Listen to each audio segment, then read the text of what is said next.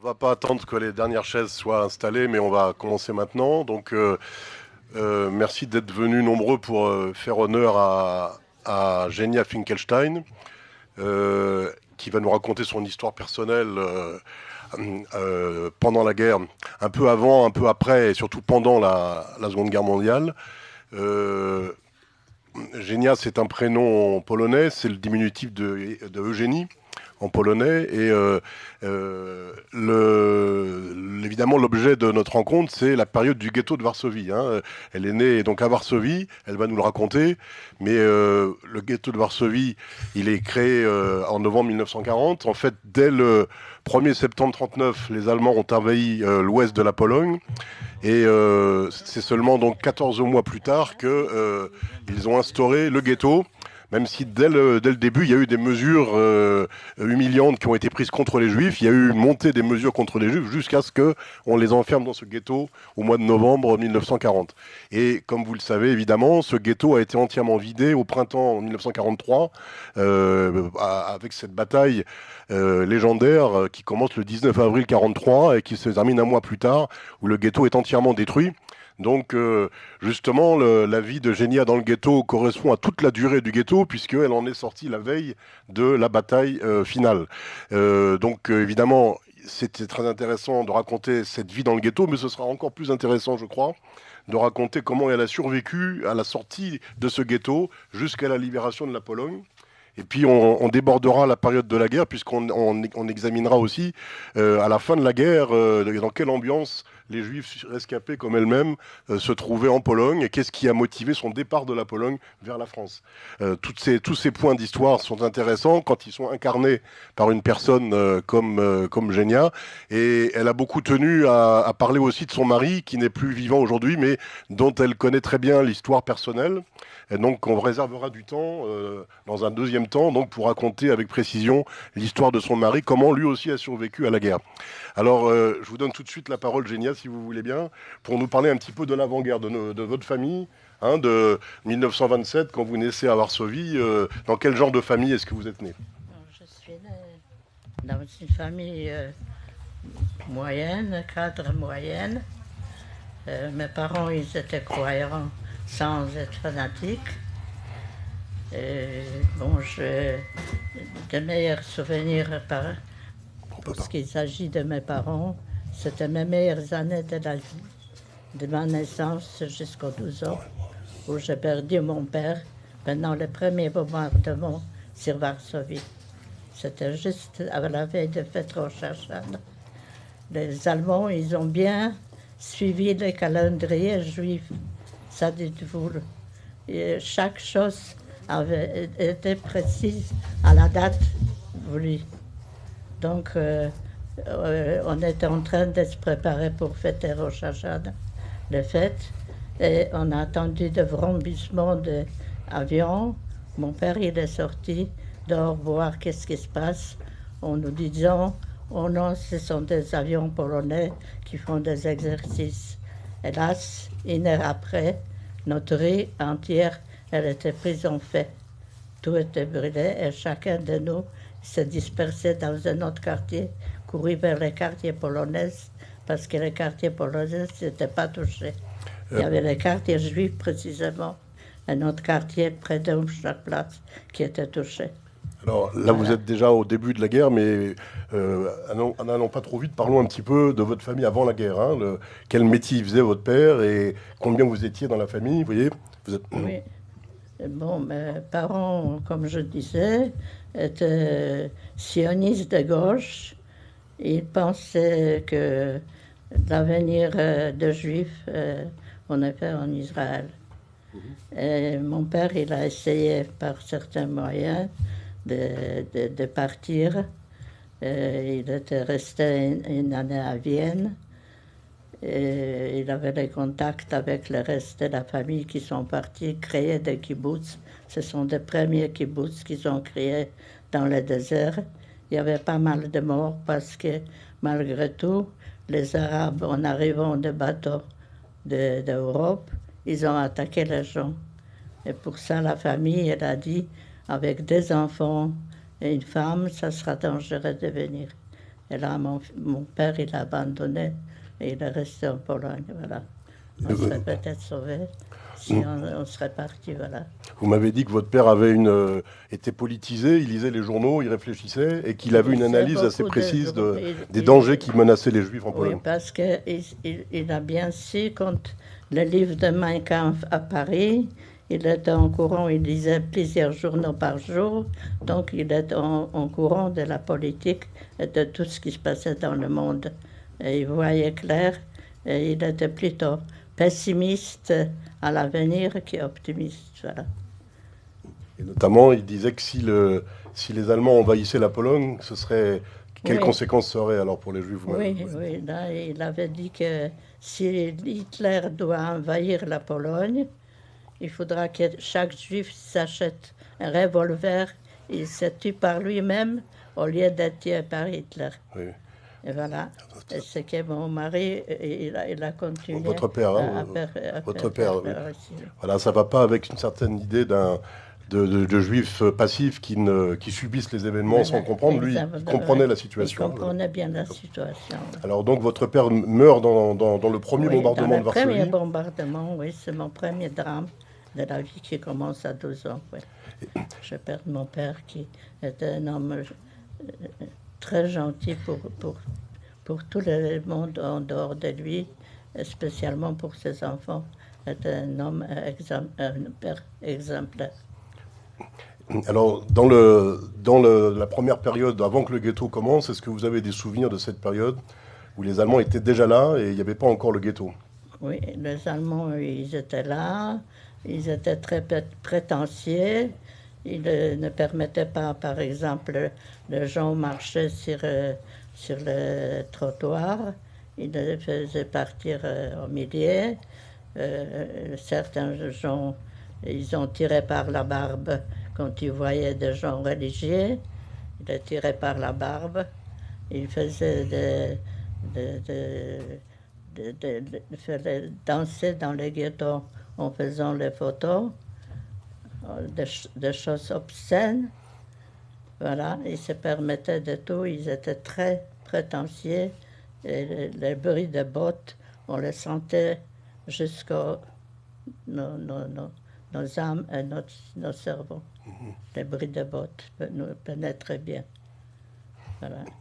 Alors, en 40, quand le ghetto est créé, vous avez 13 ans, hein, vous êtes né en 27. J'ai 13 ans quand je vois commencer à créer le ghetto Lemire.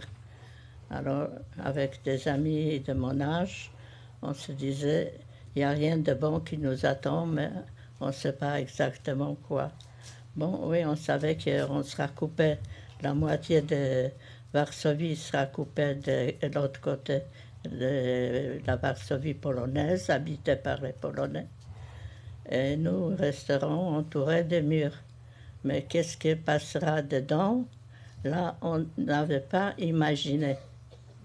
Qu'est-ce qui nous attendra par la suite? C'est seulement en 1942, quand les Allemands ils ont demandé au président de la communauté juive, Tcherniakov, de signer la déportation des Juifs, et il s'est suicidé. C'est là qu'on a compris qu'il y a des choses horribles qui nous attendent. Et à la suite, on a vu de grandes affiches collées dans les murs de Varsovie. Citoyennes, n'ayez pas peur, vous êtes trop nombreux déjà à Varsovie, entassés les uns sur les autres. Nous allons trouver une solution pour vous, de vous amener à l'est de Pologne. Vous serez logés, nourris, amenez des outils de travail. Et si vous êtes musicien, amenez votre violon. N'oubliez pas votre violon. Donc les nouvelles n'étaient pas si mauvaises que ça. On croyait en vérité qu'on va quelque part être logé, parce que tous les alentours de Varsovie étaient obligés de rentrer habiter par Varsovie, parce que les Allemands, ils voulaient avoir tout le monde sous la main. Ils ne voulaient pas avoir les gens dispersés, aller les chercher à droite et à gauche, mais avoir tout le monde sous la main. À Varsovie, entassés les uns sur les autres, avec la faim, avec des maladies de typhus, avec tous les malheurs qu'on pouvait avoir. Alors, Voilà. on va parler en détail des grandes Oui, déportations c'est ça, de oui. l'été 42, Oui. mais pendant les 2 années, donc avant la grande déportation, Oui, c'est c'est ça. la faim hein, qui est Oui, la chose la la faim plus terrible. terrible. On trouvait des gens allongés morts dans les rues, couverts avec un journal, parce qu'on n'avait même pas le temps, l'esprit d'aller s'en occuper de ces gens-là. On les couvrait certainement avec un journal. Il y avait beaucoup d'épidémies de typhus. Les gens qui étaient amenés dans l'hôpital, soi-disant pour soigner, ils ne sont jamais sortis de l'hôpital. On les amenait directement à Treblinka pour exterminer. Et alors, pendant ces années de la faim, quel est le travail de votre maman elle est veuve maintenant, quel est son travail? Ma mère, elle avait une grande épicerie. Elle était nommée comme point euh, de distribution, alimentation pour les quartiers, pour les coins. Donc, elle avait reçu un papier par les Allemands qu'elle était devenue femme utile. Parce que chez les Allemands, on est utile et inutile. Donc, elle continuait à travailler, à disperser la nourriture quand elle recevait. Et moi, je l'aidais aussi, jusqu'à un moment où commençaient des rafles pour de bon à chercher les gens. Les Allemands, ils avaient très peur de venir le soir chercher les Juifs. Parce qu'ils avaient peur des Noirs, ils avaient peur qu'on les tue. Ils avaient très peur pour eux. Voilà. Le général Strop, qui s'occupait de l'action finale du ghetto de Varsovie, on a trouvé dans les archives, il a fait des prières le matin avant d'envahir le ghetto. Il a fait des prières à sa mère pourvu que les Juifs ne me tuent pas. Lui qui était armé avec les tanks et des chocs et des avions. On n'entend pas? Si, ah bon. Non, excusez-moi. Non, je ne sais pas pourquoi. Qu'est-ce qu'il cherche? Ah bon. Oui, d'accord. Bon. C'est son fils, hein, il a le droit de régler régler les boutons. Vous m'avez dit que pendant cette période où votre maman s'occupait de distribuer la nourriture, il n'y avait jamais assez de nourriture, évidemment, par rapport à la demande. Oui, il n'y avait pas de nourriture assez. Je me souviens, il y avait des moments, les gens, ils venaient chercher pas un morceau de pain, mais une miette de pain. Oui, souvent j'attendais le mot « donne-moi une miette de pain ». Ils devaient repartir sans rien. On ne pouvait pas. Parce que quand ils ont livré une fois, après, ils ne livraient plus. Alors les gens, ils étaient toujours enfin. On a essayé d'organiser dans chaque immeuble une cuisine pour faire une soupe journalière pour ceux qui n'avaient pas. Et ma mère, elle était aussi très énergique là-dedans. On allait de porte à la porte, chercher des ravitaillements. Chacun donnait ce qu'il pouvait, du charbon, des légumes, des pommes de terre. Et on arrivait de faire une soupe tous les jours pour ceux qui n'avaient pas, parce qu'il y a beaucoup qui crevaient de faim. Oui. On n'a pas encore parlé de votre frère aîné. Quel âge il avait, votre frère aîné? Mon frère aîné, il avait 4 ans de plus que moi. Il était étudiant. Il ne s'en occupait pas spécialement du problème présent. Il essayait de vivre sa vie avec ses amis, ses copains, en voulant s'instruire tout le temps davantage. Il lisait beaucoup, voilà. C'était sa vie. Il n'était pas... Il ne faisait pas partie d'aucune organisation juive. Il était libre penseur. Mais par contre, il avait fait des études en hébreu? Oui, il avait fait des études dans un lycée hébreu, oui. Parce que mon père, Il a voulu préparer de partir un jour en Israël. Il a suivi toujours ses idées avec son avenir pour ses enfants, qui n'étaient pas bons en Pologne.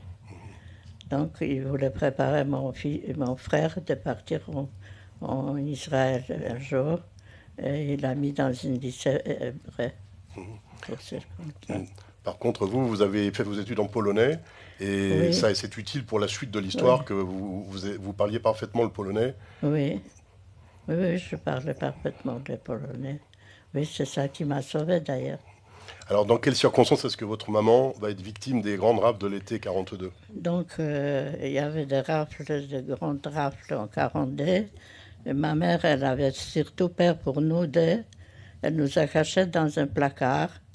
Et, puisqu'elle avait une feuille qu'elle était une femme utile, elle a dit, moi, je peux me risquer de sortir, me présenter au rafle. Mais vous, je vous cache dans un placard. Peut-être qu'ils ne vous trouveront pas. Et puis la rafle s'est passée, il y avait des policiers. Il y avait un gendarme allemand et un policier juif. Par hasard, je déplore beaucoup cette situation de la police juive, je ne pardonne pas beaucoup. Ça, je suis obligée de le dire. Et que, pas parce qu'il s'agissait de problèmes de ma mère, mais en général, je déplore et je ne pardonne pas tellement le travail que la police juive a exécuté. Et en l'occurrence, c'est le policier juif qui a été plus rigoureux que le policier allemand. Parce que les policiers polonais, ils ont refusé de faire ça. Alors comment c'est possible que la police juive, c'était juste le fils doré de la juive polonaise qui se sont engagés dans la police juive. Et ça, c'est difficile à pardonner. Donc, quand ils se sont présentés pour votre mère, le gendarme allemand était moins sévère. Le gendarme, il a dit, ben, cette femme, elle a des papiers, elle est utile. Le juif policier, il a dit, ça fait rien, on peut l'amener quand même. Et comme ça, ma mère, elle est partie. Et quand je vis ma mère partir, ne pas revenir, parce qu'il y a certains gens qui sont revenus de Umschlagplatz, où j'habitais pas loin de cet Umschlagplatz. Tout le monde sait que c'est l'endroit de Varsovie où on regroupait les gens avant qu'ils montent dans les trains. C'était une petite gare qui autrefois servait pour les gares de marchandises. Et donc il y avait toujours des wagons de marchandises qui arrivaient là. Et on n'a pas allé amener les juifs dans les belles gares de Varsovie. Alors on s'est servi de cette petite gare. Voilà. Donc quand votre maman est partie... Quand ma mère elle était partie, nous avions des sacs à donc préparer chacun, mon frère, moi et ma mère, parce qu'on ne savait pas si on ne sera pas séparés en cours de route. J'ai pris mon sac à dos, j'ai mis sur mon dos. Je dis à mon frère, je m'en vais. Il dit, tu vas où? Je dis, à Umschlagplatz, je vais retrouver ma mère. Il dit, tu ne réalises pas, tu es folle. Tu vas demander aux Allemands qu'ils t'amènent dans le même wagon que ta mère. Il y avait un wagon de gens remplis, ils vont chercher ta mère. Alors je suis restée sans pouvoir répondre. Il m'a retiré les sacs. Il m'a dit, non, tu restes ici avec moi. La mère, elle est partie.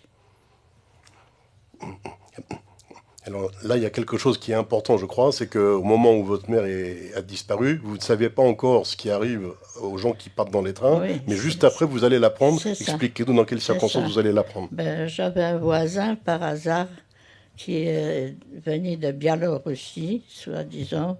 C'était un ancien dentiste, mais il était rentré dans la résistance. Il était juif, mais il était très en contact avec la résistance polonaise socialiste. Et lui, il a su, juste en ce moment, quand on a amené ma mère, il a su par les cheminots qu'ils ont amené les wagons en Treblinka, ils ont découvert l'endroit Treblinka. Ils ont découvert qu'il y avait des cris là-bas, qu'il y avait de la fumée là-bas. Et ils ont transmis ça aux socialistes polonais. Et mon voisin, il était en contact avec cette partie-là. Il est venu me dire, à la suite qu'on a amené ma mère, il m'a dit, voilà, les choses sont comme ça. Ta mère, elle est partie à Treblinka, tu la reverras jamais. Et c'est le commencement de la déportation. Et on sait maintenant où on va pas travailler, on va pas faire de la musique, on va partir pour ne plus être là. Voilà. Et ce voisin qui avait des informations confidentielles, oui. Vous ne saviez pas évidemment à l'époque comment il avait ces informations, mais plus tard vous l'avez retrouvé. Oui, plus tard je l'ai retrouvé pendant la guerre et après la guerre. Il était toujours dans la résistance, avec la résistance tchécoslovaque. Des médecins, des avocats, l'élite de Tchécoslovaquie qui sont formés de la résistance. Voilà, donc oui. C'est un peu mystérieux où il était exactement, mais en tout cas, il avait ces informations. Il avait ces informations, oui. Il a joué le rôle de concierge d'immeuble, d'un côté, et puis finalement, c'était quelqu'un qui était très actif, qui était dans la résistance, oui, et qui savait qu'il était en contact avec la résistance polonaise. Et il savait des choses, voilà. Alors, on a appris comme ça, et on ne se faisait plus des illusions. On a compris que Tcherniakov, il s'est suicidé en ne pas voulant signer la déportation parce qu'il le savait de quoi elle va être composée, de quoi va être construite cette déportation. Que ce n'était pas pour amener des gens travailler, ni de leur donner du pain et de la soupe, mais c'était pour les gazer carrément dans les chambres à gaz. Alors à partir de là, comment est-ce que vous faites pour survivre dans le ghetto? La plupart du temps, on reste. C'est des jeunes qui restent, des personnes âgées. Les moyens sont déjà partis. À Treblinka, à Majdanek et à Auschwitz. Moi, parce qu'à Auschwitz, il était plus proche de l'Occident, donc il était réservé pour le lot juif de tout le pays d'Europe. Pour la Pologne, ça servait la plupart du temps, c'était Treblinka et Majdanek, les deux camps. Je suis restée avec mon frère. J'avais de la chance qu'un de mes cousins ne pouvait plus survivre par la faim et ils se sont décidés, les Allemands, ils ont fait une propagande pour ceux qui viendront toutes seules se présenter à Umschlagplatz, qu'il ne faudra pas les traîner. On leur donnera 1 kilo de pain et un pot de confiture. Je vois la dame qui réagit bien, qui est bien au courant des choses. Donc mes cousins sont venus en passant par chez nous, puisqu'on n'habitait pas loin de Umschlagplatz. Ils sont venus nous dire au revoir. Et quand ils sont venus nous dire au revoir, j'ai dit non, c'est pas possible, vous n'allez pas partir vous-même, vous présenter à Umschlagplatz pour le kilo de pain, la confiture. Non, restez avec nous. Parce que ma mère, comme elle avait son magasin d'alimentation, elle avait laissé un peu de réserve, un peu de tout pour nous, s'il faudra. Alors je dis, on va le partager tant qu'on pourra et on restera ensemble. D'autre part, comment on se nourrissait à Varsovie? Parce qu'après, ils ont arrêté de livrer le ravitaillement. Ils ont coupé complètement le ravitaillement. Il fallait mourir de faim. Seulement, tous les matins, des groupes de jeunes hommes sortaient travailler de l'autre côté polonais pour les Allemands, décharger des wagons de charbon, faire des travaux physiques très difficiles. Le soir, ils avaient le droit d'amener 1 kilo de pommes de terre, un bout de pain, et avec ça, on se nourrissait. On survivait avec ce que les jeunes ils ont amené le soir. Sinon, il n'y avait aucune nourriture. fournis par les Allemands. Donc, quand on a commencé à penser sérieusement que la situation, elle s'aggrave de jour en jour, on amène tous les gens, et finalement, le tour viendra. Nous étions 50 000 jeunes dans les ghettos, que notre tour viendra aussi. Donc, on a commencé à se préparer, à résister de quelle façon on pourra. C'est-à-dire, le soir, les jeunes en rentrant, en cachant sous les pommes de terre et pain, etc., ils achetaient des armes chez les Polonais, des pistolets, des grenades, etc. On a dit avec des haches, avec des couteaux, on se mettra, mais on ne se laissera plus amener dans le wagon. C'était la devise qui était lancée parmi les jeunes. Et puis voilà, on ne savait pas qu'il y avait des organisations juives qui étaient bien organisées, Daniel Anielewicz, tant d'autres, qui ont organisé la résistance.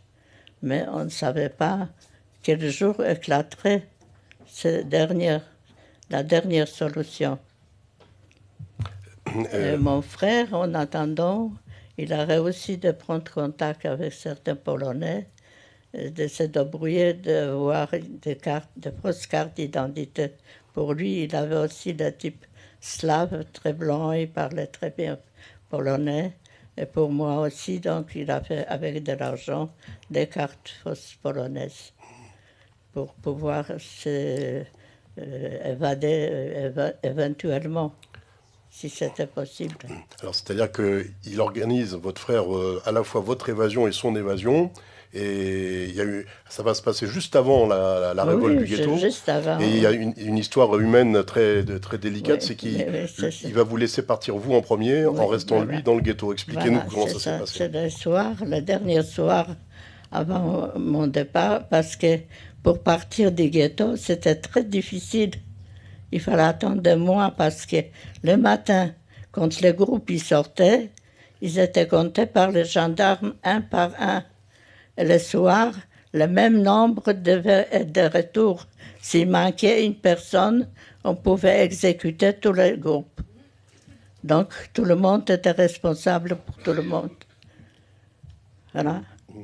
Alors, justement, votre frère va utiliser... Il s'est trouvé à un moment donné, par hasard, qu'il y avait un monsieur que je connaissais qui habitait mon immeuble.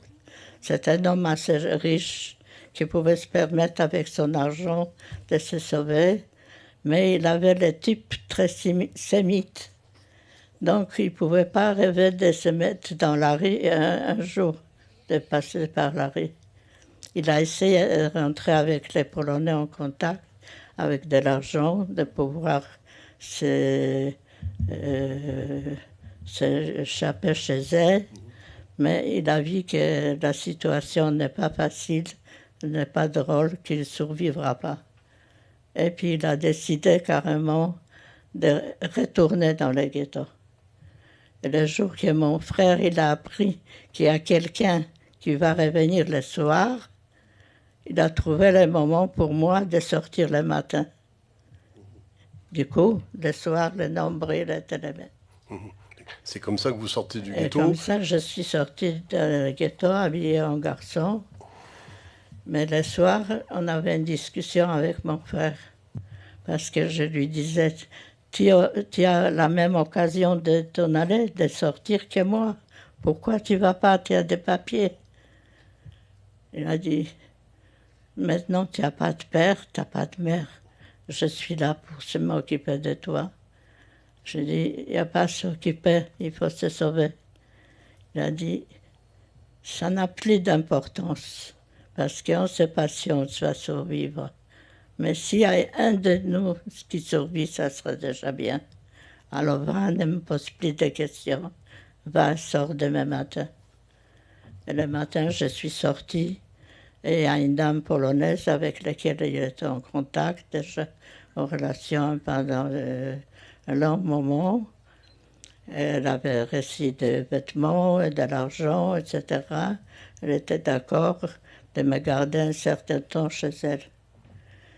Et puis elle m'attendait à la sortie, à l'arrivée. Elle m'a amené chez elle. Elle m'a fait à boire et à manger. Je passais la nuit et je croyais que j'étais quelque part à l'abri. Puis le lendemain, je me lève, elle se lève. Elle me dit, bon, venez prendre votre café. Pardon.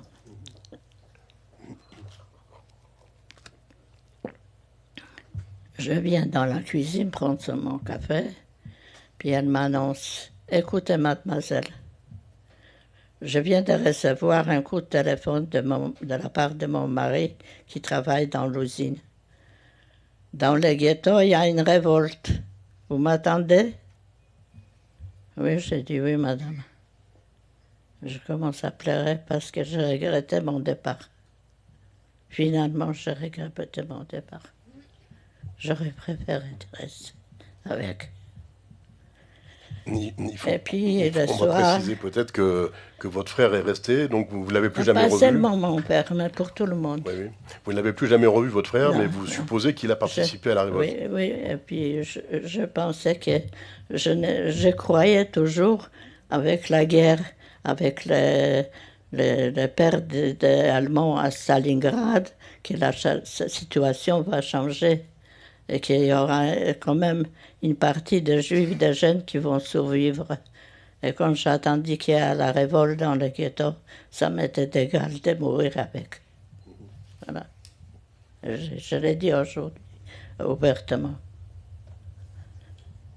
Alors quand cette dame vous dit qu'elle a reçu le coup de Cette téléphone dame-là, de son mari... elle m'a dit, au bout de quelques heures, elle me répète, mais vous attendez, mon mari m'a dit aussi que vous ne pourrez plus rester aujourd'hui chez nous, qu'il faudra que vous partez. Ah bon? Vous pouvez prendre vos affaires sur vos dos. Alors j'ai dit merci. Je prendrai mes affaires et comme ça on m'arrêtera tout de suite en descendant de la rue. Bon, puisqu'il faut partir, on ne veut pas de vous. Au bout d'une journée, avoir promis quelques mois de me garder chez elle. Donc, je ne sais pas quoi faire. Puis tout d'un coup, je me souviens que mon frère avait un très bon ami qui est déjà depuis quelques années sur le côté aérien. Il s'est déjà intégré, il travaille, et bon, il habite avec une femme très âgée, donc on ne le soupçonne pas qu'il est juif. Il passe déjà dans la vie, va-et-vient normalement. Donc, je prends le travail, je vais chez lui. Il m'a dit, tiens, tu es là, mais écoute, tu sais bien dans quelle situation on se trouve, que moi, je suis dans la même situation que toi, je ne peux pas grand-chose pour toi, comme tu ne peux pas grand-chose pour moi. Seulement, j'ai une chance pour te pouvoir aider un petit peu. C'est-à-dire, j'avais préparé un logement à Varsovie pour pouvoir sortir mes parents de ghetto, pour les sauver. Et cet appartement, il est là, libre. Il est habité par mon ami, un pompier polonais, qui est très gentil et qui fait partie du Parti socialiste, et qui m'accepte bien, et il t'acceptera bien aussi. Bon, on fait connaissance avec cet Polonais pompier, en effet, un homme très gentil. Il m'a dit, n'ayez pas crainte, moi je vais vous apporter tous les jours quelque chose à manger.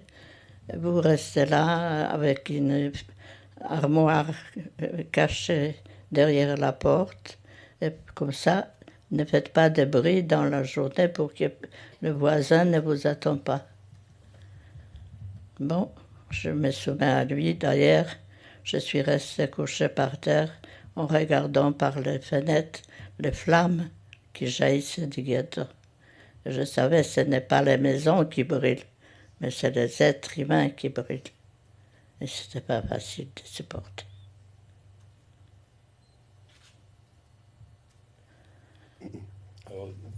Qu'est-ce qui a fait que vous n'avez pas pu rester très longtemps dans ce logement avec Donc, ce pompier? je suis restée peut-être 8 jours, 10 jours.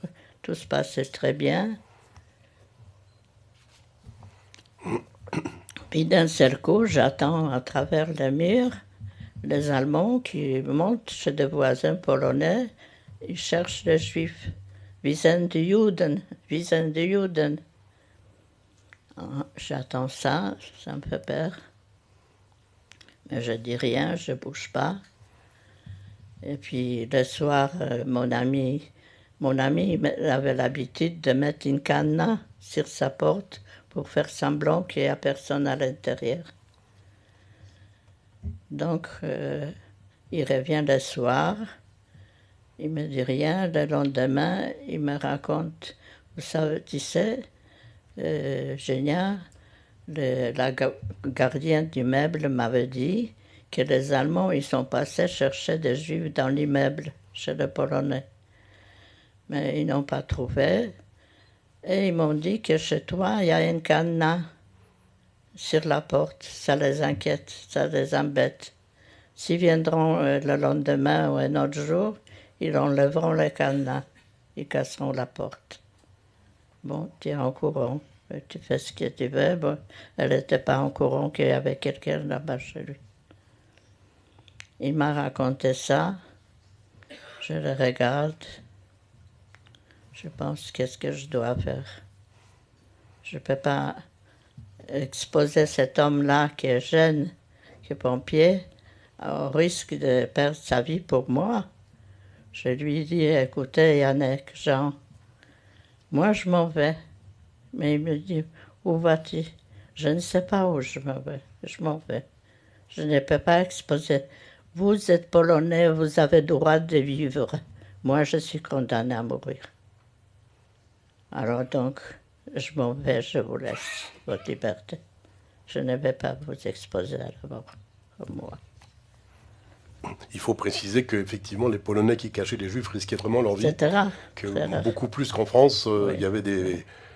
on assassinait systématiquement les gens chez qui on trouvait les Juifs. Il faut le préciser pour le contexte.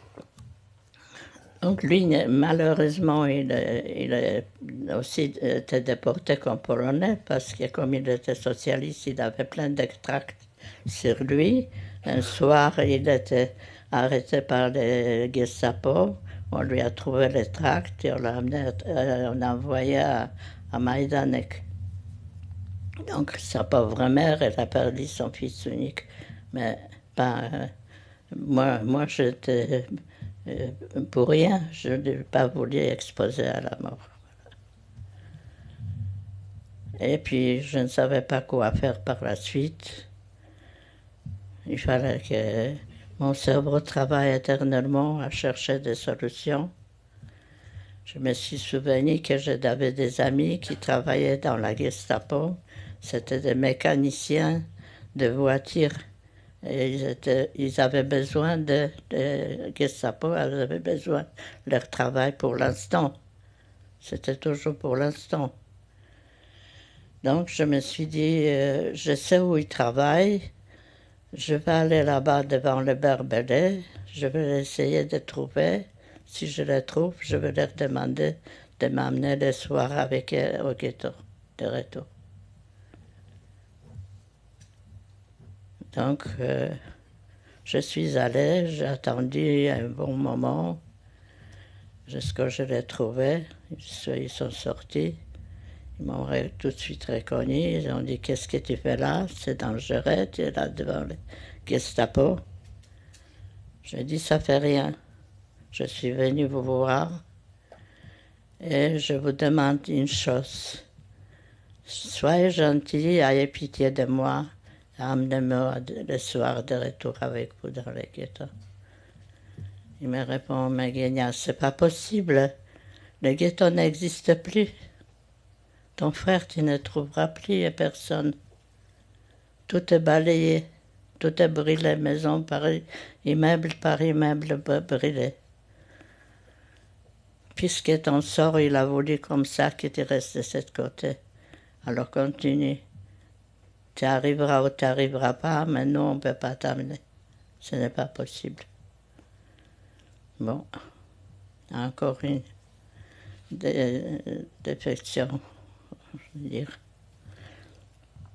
Bon, je tourne autour de cette base de Gestapo, de Barbelé. Il y a un Polonais qui m'a remarqué.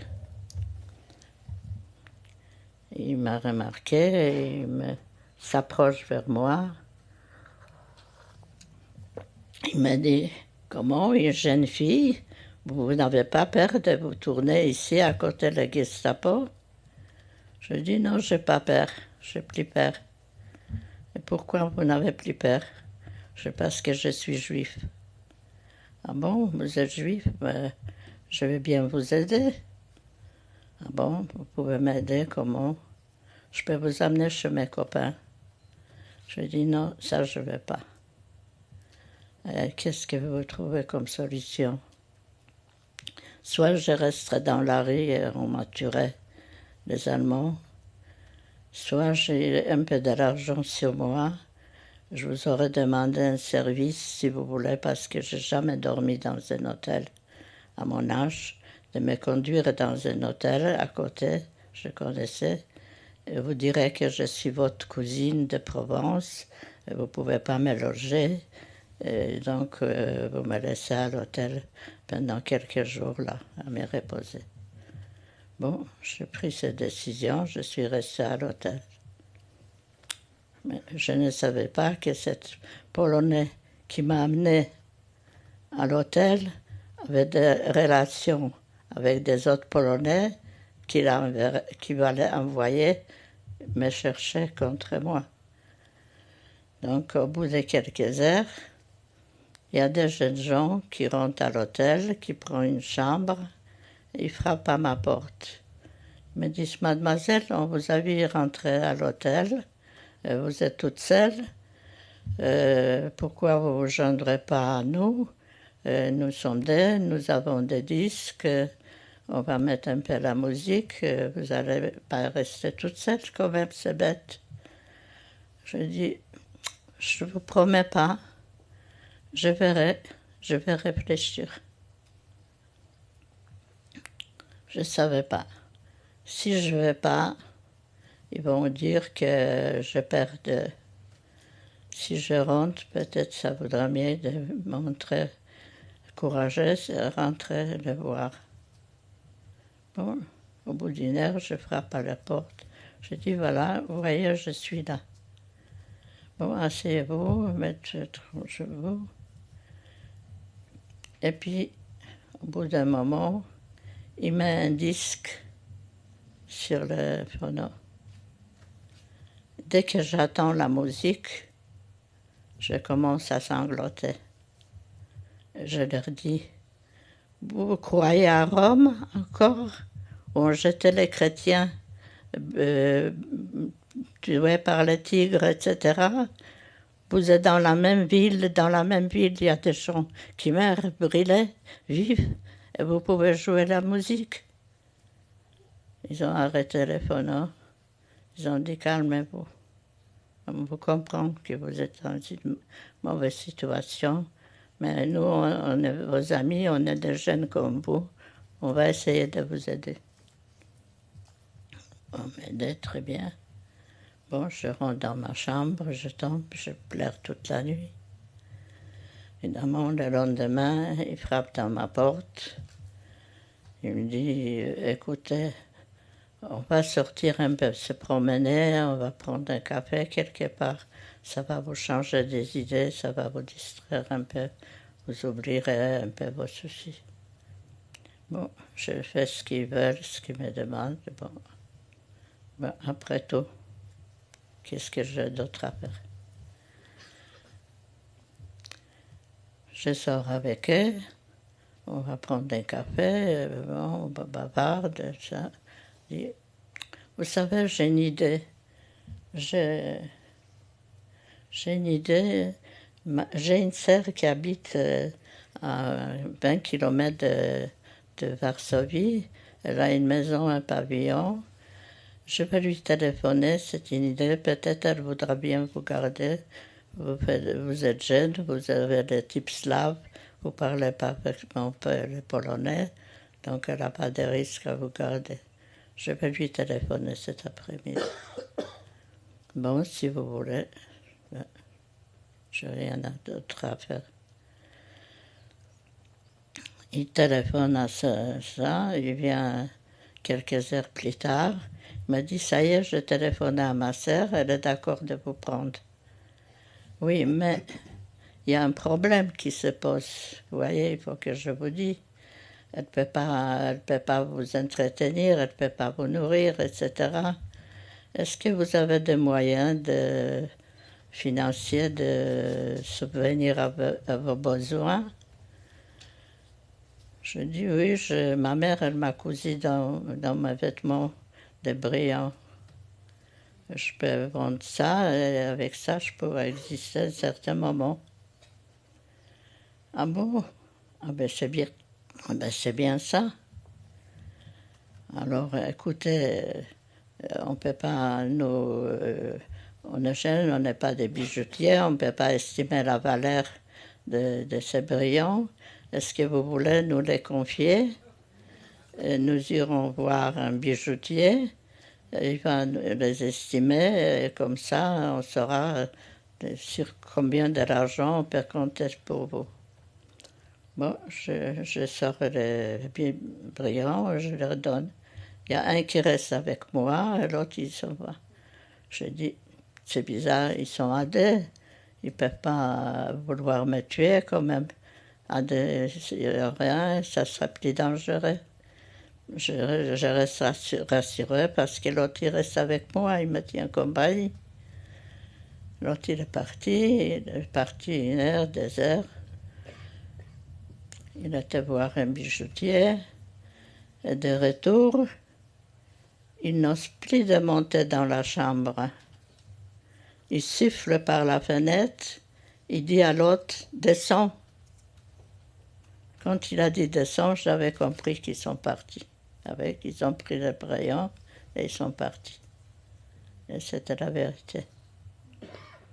Donc, je suis restée à nouveau toute seule, sans l'argent, sans aucun moyen de vivre. Et là, c'est bien. Oui, c'est bien. C'est bien. Donc, je ne savais plus quoi faire. Je n'avais plus de solution. Sortir dans la rue, dans l'hôtel, je ne pouvais plus rester. Je n'avais pas l'habitude de vivre à l'hôtel. C'était pour moi quelque chose d'aberrant. Je n'avais plus d'argent à payer. J'essaie de sortir de l'hôtel. Il y a la femme du gardien de l'hôtel. Chaque hôtel a un gardien. C'était le jour où sa femme le remplaçait, son mari, parce que c'est fatigant de garder un hôtel de jour et nuit. Elle m'a remarqué, et puis elle me demande, mademoiselle, dites-moi la vérité, qu'est-ce qu'il y avait avec ces jeunes gens? Qu'est-ce qu'ils vous ont voulu?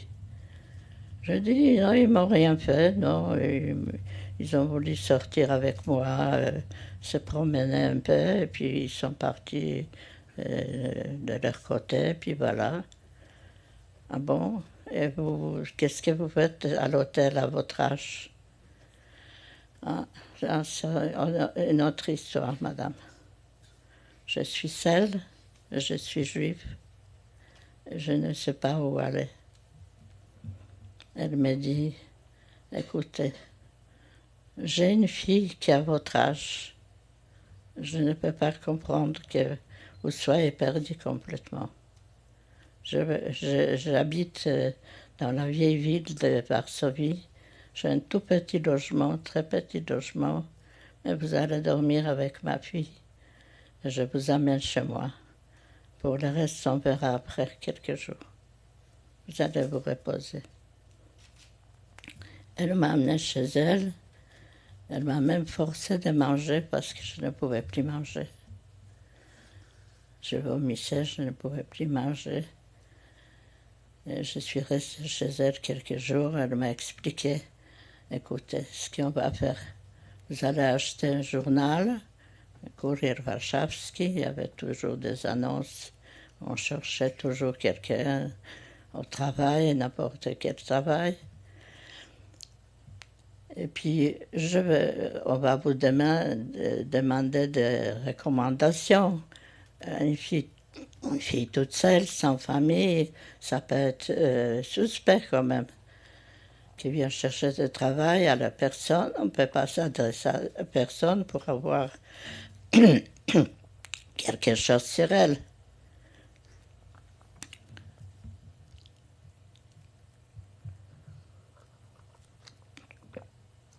Donc, je vais me porter garant de vous, je vais dire que je suis votre cousine. Alors là, je dis, j'ai une chance unique avec cette femme-là. Bon, j'achète le journal, je cherche des annonces.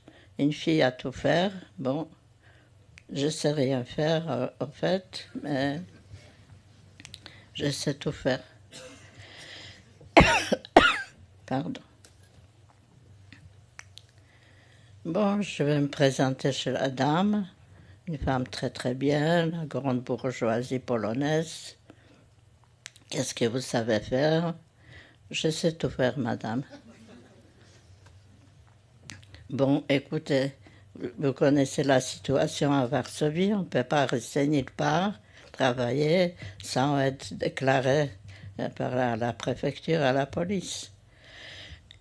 Donc, je vais vous envoyer chez mon gérant d'immeuble, et quand il sera d'accord pour vous inscrire chez moi, que vous travaillez chez moi, ben je vous prendrai, vous reviendrez. Je vous donne son adresse. Bon, je me suis rendue chez le gérant. Bon, il avait l'air bienveillant. Il commence à me parler en allemand. Je dis, monsieur, je ne comprends pas l'allemand. Bon, il dit, ah, c'est toi. Il a été un peu sous parce qu'il buvait beaucoup. Il était obligé de boire beaucoup parce que, comme il aidait certains jeunes à faire des cartes d'identité identiques, il avait peur. Donc, il était obligé de boire beaucoup pour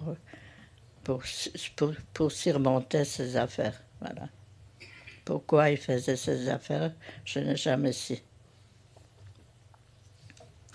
Donc, il me dit, montre-moi ta carte d'identité. Moi, je lui montre ma carte d'identité. Ta carte d'identité, écoute ma fille, elle est fausse. Ah, pourtant, je suis née à Lodz, j'ai ma carte d'identité, je suis née à Lodz, je ne suis pas née à Varsovie. J'ai ma date de naissance et tout ça, on règle. Non, ta carte d'identité, elle est fausse, je ne te la rendrai pas. Ah, je dis, vous me laissez sans carte d'identité, je sors de chez vous, je peux t'arrêter et tout de suite prise à la Gestapo. Tu viendras demain la reprendre. Je rentre chez la dame, je lui dis rien de tout ça, parce que je me suis dit, je suis sans carte d'identité, peut-être elle me dira de partir tout de suite sur le coup. Je passe la nuit, je réfléchis la nuit, aller les revoir ou pas aller les revoir. Parce que je dis, s'il m'a pris la carte d'identité, certainement il va me dénoncer.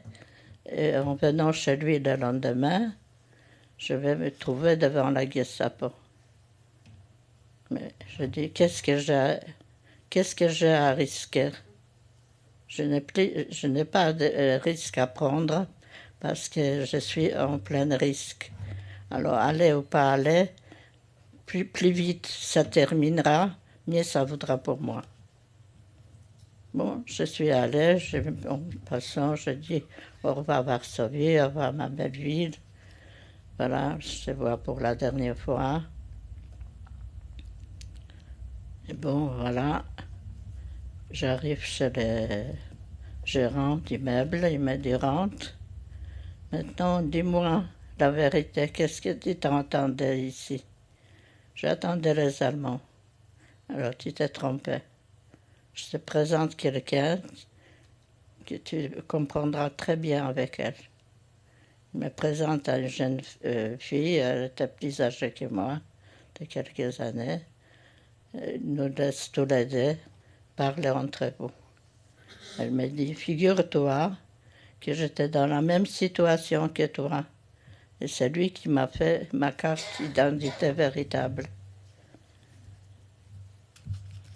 Ah bon, c'est un ange. Elle dit oui, figure-toi, oui, c'est un homme très gentil. Il m'a fait ma carte d'identité.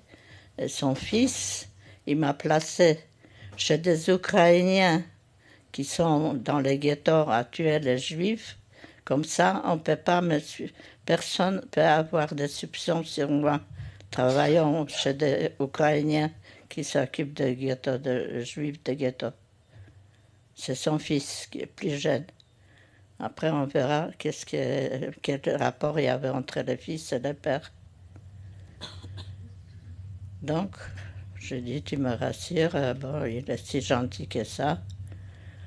Bon, alors je peux faire lui confiance. De toute façon, je n'ai pas d'autre choix que de lui faire confiance. Il me dit, amène tes affaires de chez la dame où tu es et tu vas rester là chez nous jusqu'à ce que tu n'auras pas ta carte véritable pour pouvoir chercher du travail et pouvoir te promener à Varsovie. Bon, je suis restée chez eux peut-être 15 jours. Ils étaient très gentils. La femme était une sœur d'un très grand comédien, un des plus grands comédiens polonais, Dimcha, qui était marié avec une juive par hasard. Et ils se sont très bien comportés avec moi, la femme et les enfants, ils étaient très gentils. Bon, jusqu'au jour où il avait obtenu ma carte d'identité et il m'avait dit tu seras obligé d'aller devant la Gestapo, même à la préfecture, chercher ta carte d'identité. Est-ce que ça te fait peur? Ça me fait peur, pas peur. Je suis prêt d'aller chercher. Et en même temps, son fils, il arrive, il fait un scandale tout d'un coup, pas à cause de moi, mais à cause de l'autre jeune femme. Il dit, elle ne veut pas me donner son adresse de sa sœur. Sa sœur, elle doit avoir de l'argent. Je veux qu'elle me donne de l'argent, ces filles.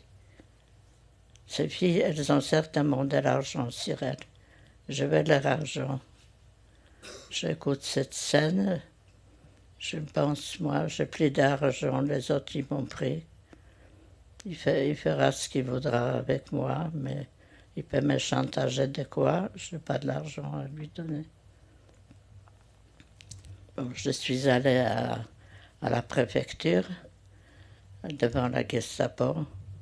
Je n'ai pas eu peur.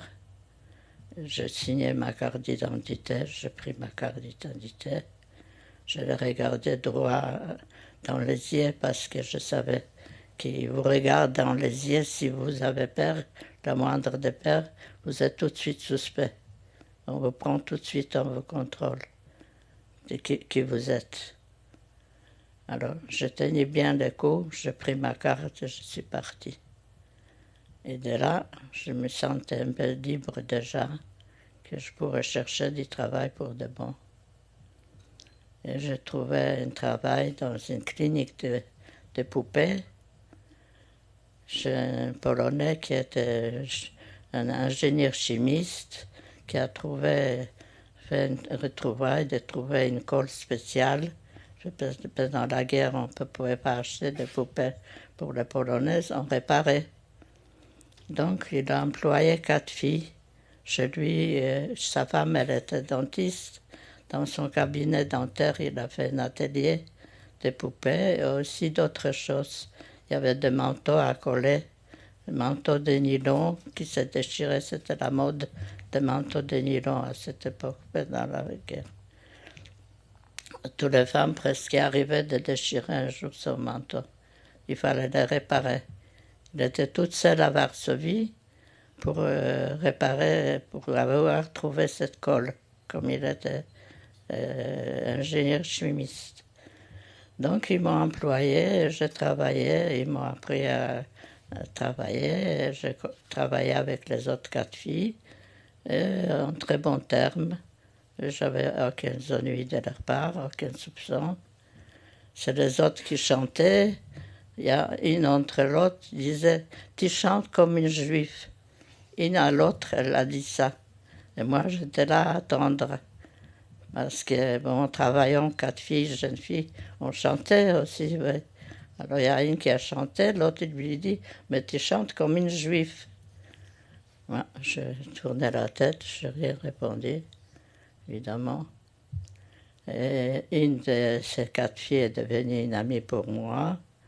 Elle allait tous les dimanches voir ses parents. Et les parents lui donnaient un peu à manger, de nourriture. À la campagne. Partageait avec moi à la campagne. Parce que ce patron, il nous a expliqué que la saccharine est très mauvaise. On va nous nourrir avec du café, sans sucre et sans saccharine, avec un bout de pain et un peu de soupe. Ben, c'était suffisant pour survivre. Bon, et ça marche bien. Jusqu'à ce jour-là, ils ont pris confiance en moi. Ils m'ont proposé, parce que j'habitais tout à fait à l'opposé de Varsovie, à l'autre bout. Donc il faisait très froid, c'était l'hiver, c'était très froid. Il fallait attendre pendant des heures un tramway pour pouvoir se rendre au travail. Ils m'ont proposé d'habiter chez eux. Ils avaient un très grand appartement bourgeois, une chambre. Je dormais dans sa chambre, dans sa cabinet dentaire. Et puis, un jour, la situation elle s'aggrave. Les Allemands commencent à perdre complètement à Stalingrad. C'est le crack. Ils commencent à retirer du front. Ils sont déjà en Pologne. Ce patron, il m'appelle. Il était beaucoup plus âgé que sa femme, sa jeune femme, avec un petit bébé dans les bras. Il ne voulait pas parler devant elle. Il m'appelle dans le salon. Il me dit « Écoute-moi bien, Guignan. Moi, j'étais étudiant en Biélorussie. Et j'étais contre les soviétiques.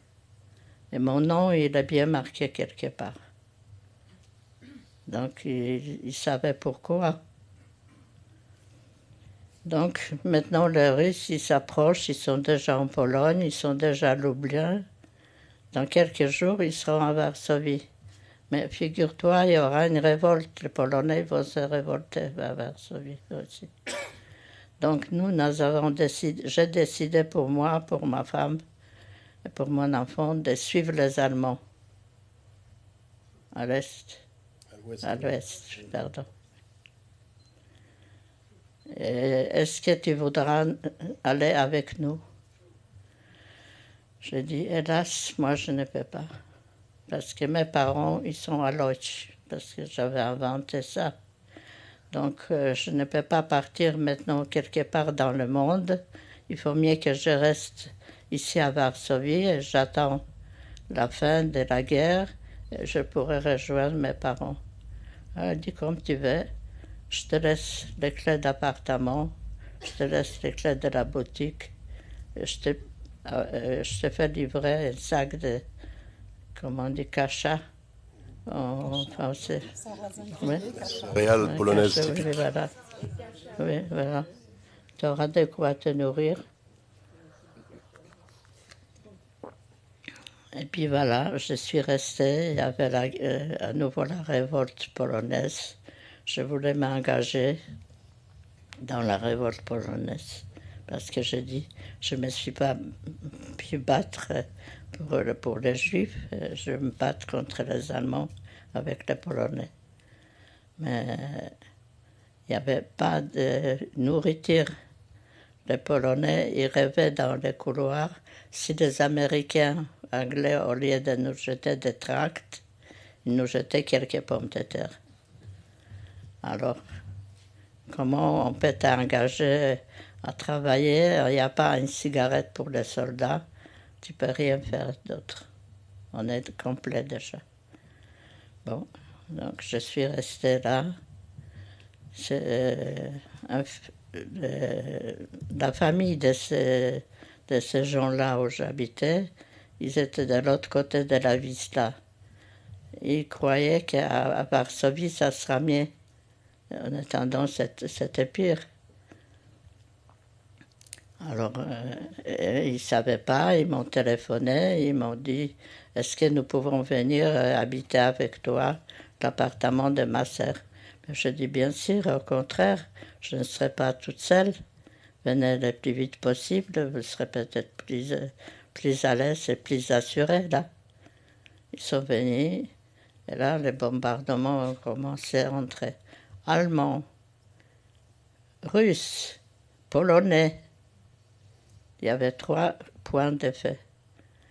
Les Polonais, ils ont jeté des tracts, ils ont annoncé que pendant la journée, il y aura des heures où la population peut sortir s'il veut quitter Varsovie, pourra quitter Varsovie.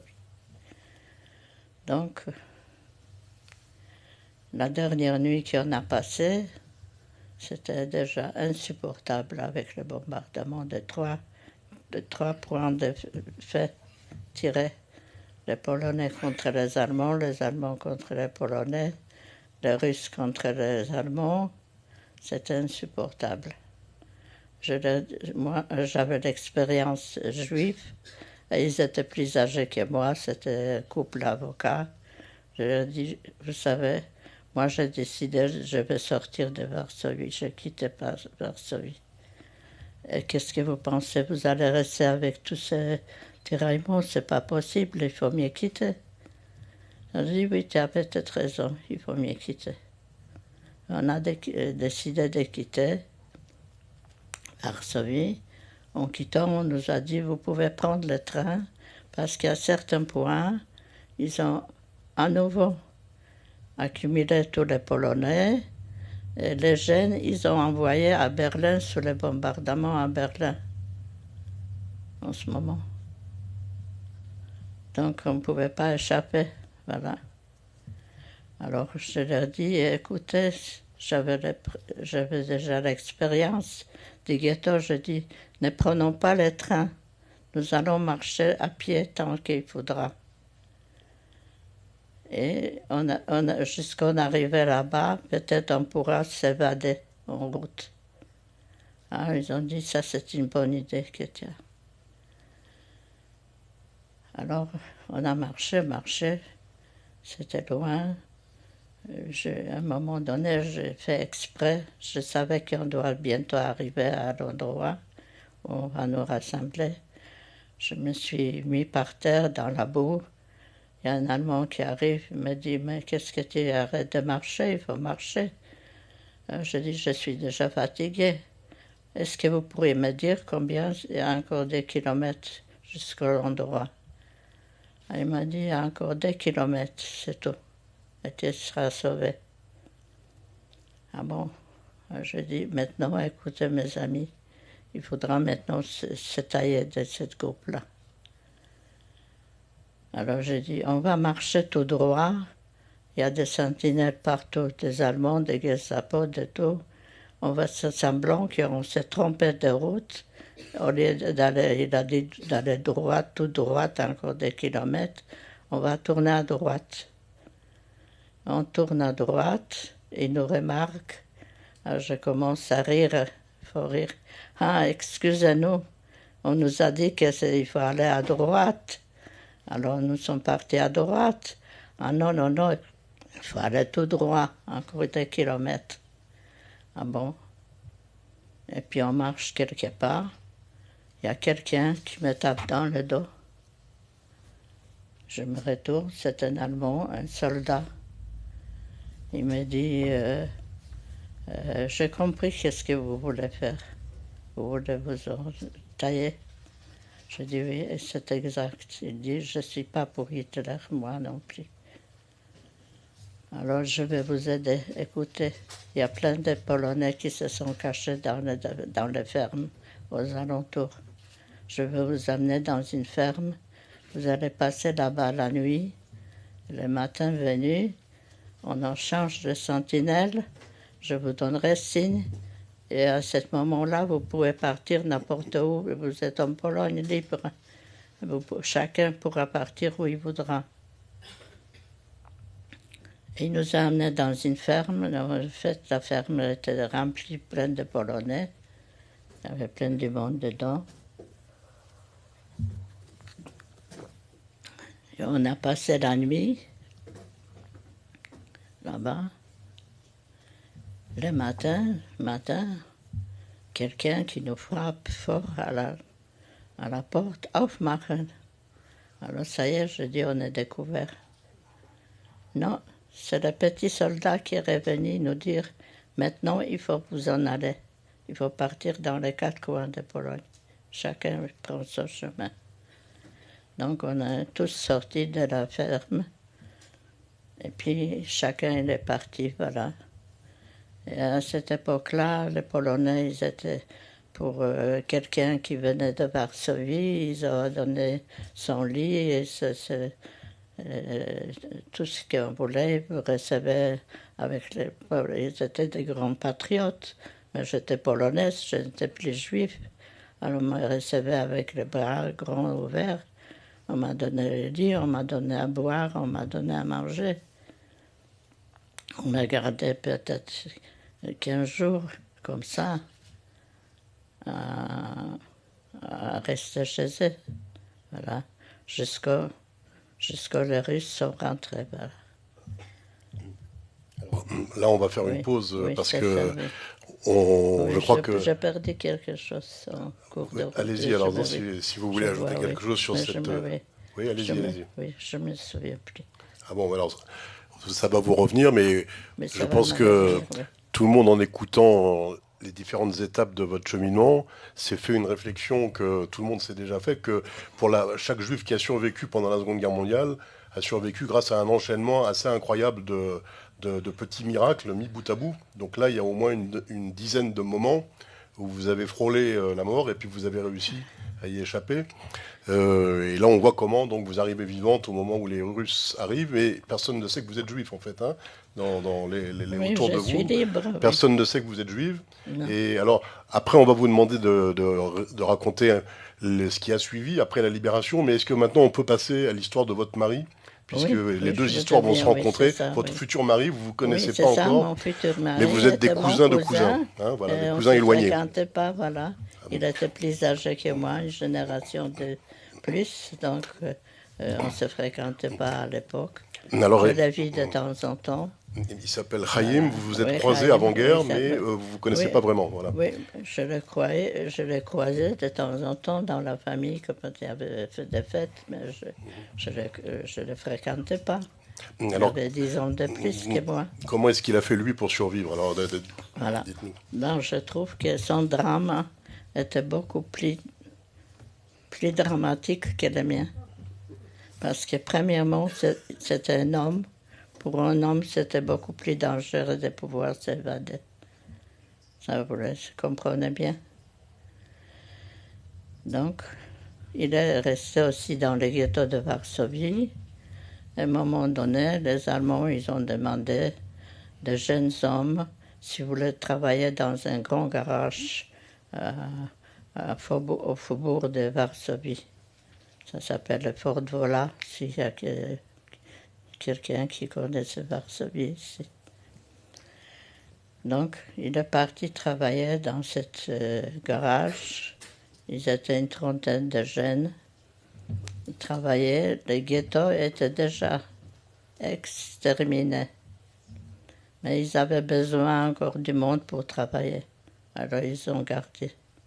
Mais ils savaient bien que leur fin viendra aussi. Alors, mon mari, je veux dire Chaim, avait rencontré son ancienne institutrice d'école polonaise à Varsovie. Elle lui a dit de venir la voir, qu'elle pourra peut-être l'aider à faire de faux papiers pour carte d'identité. Pareil, ça commençait par là. Pour pouvoir se sauver, il faut avoir des papiers. Et puis, en effet, elle lui a procuré cette carte d'identité. Mais il était avec 30 jeunes, et les jeunes, tous les soirs, discussion sur discussion, discussion sur discussion, qu'est-ce qu'on va devenir, qu'est-ce qu'on va devenir. Il n'avait pas le courage de les laisser et partir se sauver. Donc il est resté avec eux. Seulement, il a attendu, il y a un Polonais, un ingénieur qui travaillait à l'intérieur de ce garage, lui a chuchoté dans l'oreille, « Préparez-vous, aujourd'hui à 4 heures, on vient avec un camion vous amener dans le wagon. » Il a prévenu tous ces jeunes, il a dit, « Écoutez, essayez tous de vous sauver, si vous pouvez. Courez n'importe où, essayez de vous sauver, parce qu'on va nous amener à 4 heures. On va nous mettre dans le wagon. » Ils ont dit, « Où voulez-vous qu'on aille? Chez qui on peut aller? Qui va nous recevoir? On n'a pas de papier, on n'a pas de physique. Tout le monde n'a pas de physique slave. Et dès qu'on a le physique sémite, on est tout de suite remarqué, on est prêt à la Gestapo. » Donc, il a attendu, ils sont venus les chercher, ils les ont amenés dans le wagon. Mais avant de partir, il a dit, puisqu'on est dans un garage, il y a des outils. Tâchez d'amener des tournevis, de différentes, je ne sais pas, différentes choses de garage. Peut-être on pourra essayer d'ouvrir une porte pour sauter des wagons, pour sauter des trains. Donc ils ont chacun amené, ils ont dit, sauter pour aller où? Qui va t'accueillir, où tu vas aller à la campagne, sans papier, tu es juif, on va te tuer de toute façon. Alors, ils sont partis dans le wagon. Et mon mari, il était décidé de s'en aller, de sauter du wagon. Il a proposé à quelqu'un d'essayer d'ouvrir, de forcer la porte. Et ils sont arrivés de forcer un peu la porte. Et il y avait plusieurs qui ont sauté du train. Mais chacun, il est sauté quelque part où il arrivait. On ne sait pas, ils n'avaient jamais eu de contact après. Mon mari, il est tombé, il s'est fait mal à sa jambe. Alors ils sont dormis dans un champ. Le lendemain, les Polonais viennent. Le matin, ils voient un homme allongé dans ce champ. Il dit, « Qu'est-ce que tu veux ici ?» Je dis, « Écoutez, je suis un Polonais. Comme vous, je suis Polonais parce qu'il avait ses papiers. Je suis Polonais, mais vous voyez, je n'aime pas les Allemands. Je sautais des trains, je ne vais pas aller avec les Allemands. Je suis contre les Allemands. Je veux m'évader. » Il faut peut-être préciser que lui aussi parle parfaitement le polonais, parce qu'il a vécu toujours oui. dans un village où sa famille était la seule famille juive, c'était la seule faisant du commerce juive, avec les paysans polonais. Oui, c'est ça. Des juifs très pieux, mais vivant au milieu des paysans polonais. Il a beaucoup vécu avec des Polonais, des copains polonais. Il a pour la plupart la maîtresse à l'école aussi polonaise. Oui. Donc,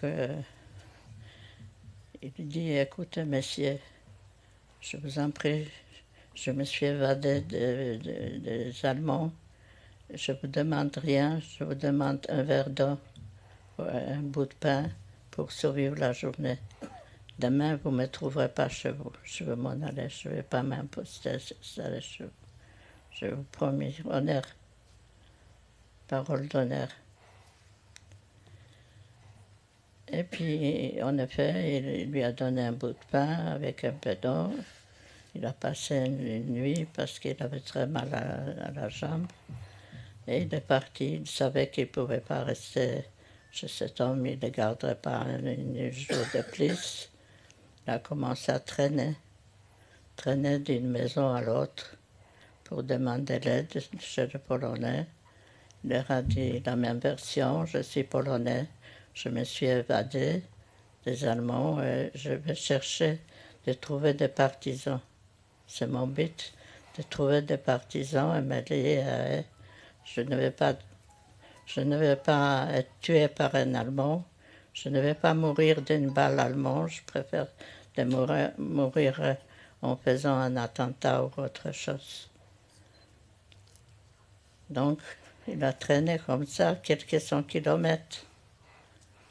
Parce que de Varsovie à Biélorussie, ça c'est loin. Je ne sais pas exactement combien de kilomètres ça peut faire. Peut-être 300, 400 kilomètres environ. Alors il a traîné comme ça d'une maison à l'autre, en dormant sous la neige, sous la pluie, sous le froid, jusqu'à il est arrivé dans un endroit où il a entendu parler tout bas, et il a des discussions qu'il y a des hommes. Il s'est dit que ça doit être des partisans polonais. Mais il s'est présenté, je suis un Polonais, je me suis sauvé des Allemands, je voudrais trouver des partisans, mais qui est-il? Qu'est-ce qu'on peut avoir confiance en toi? Tu peux être un espion, tu peux être un juif. On ne peut pas avoir confiance en toi. Il a dit, bien, ils ne me prendront pas, ils ne m'accepteront pas. Il a couru davantage, il a avancé encore plus loin, jusqu'à il est tombé sur les partisans en Biélorussie. Il y avait parmi eux des Russes et des Polonais. Là, il se sentait un peu plus à l'aise, et puis sans arrêt d'intervention. Il fallait se répéter 100 fois dans la journée devant le Russe la même version, pour donner la même version. 100 fois dans la journée la même version. Qui es-tu, d'où tu viens, qui es-tu, d'où tu viens, qu'est-ce que tu veux faire? Tu veux être un kamikaze? Oui, il a dit oui, je vais être un kamikaze. Je vais mourir, mais pas d'une balle allemande. Alors, ils ont commencé à avoir un peu confiance en lui, mais toujours pas assez. Il y avait un médecin qui était juif dans cette partisan. Et il a essayé de lancer quelques mots en yiddish. Quand il a commencé à parler yiddish, bon, il a dit, vous êtes juif aussi? Alors je suis sauvé.